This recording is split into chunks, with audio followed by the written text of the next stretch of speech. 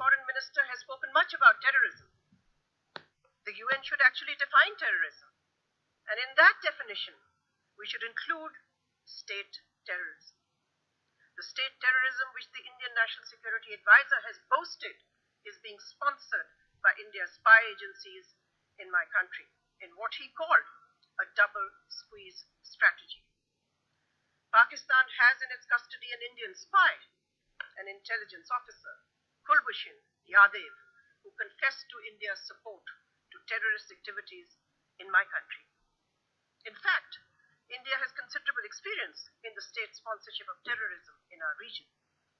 It has sponsored and perpetrated terrorism and aggression against all its neighbors, creating terrorist groups, destabilizing and blockading neighbors to do its strategic bidding, and sponsoring subversion, sabotage, and terrorism in various parts of Pakistan.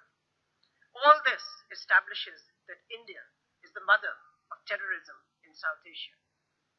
Mr. President, India's proclivity to violence is also no secret. In the 70 years since its independence, India has been engaged in at least over a dozen instances of the use of force and continues to face 17 insurgencies in its own land. It has fought a war with or in each of its neighbors.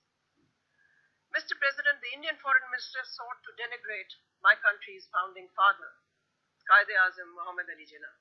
All I can say about India's current political luminaries is that they belong to a political organization that has the blood of thousands of Muslims of Gujarat on their hands.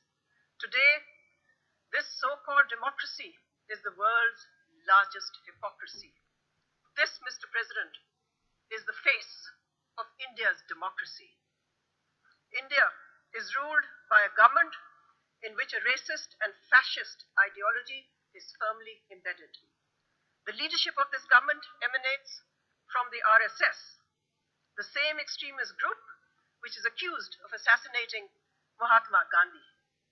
It is a government which has appointed a fanatic as the chief minister of India's largest state, whose rallying cry to his mobs was, "If one Hindu is killed, we will kill 100 Muslims." It is a government which has allowed the lynching of Muslims.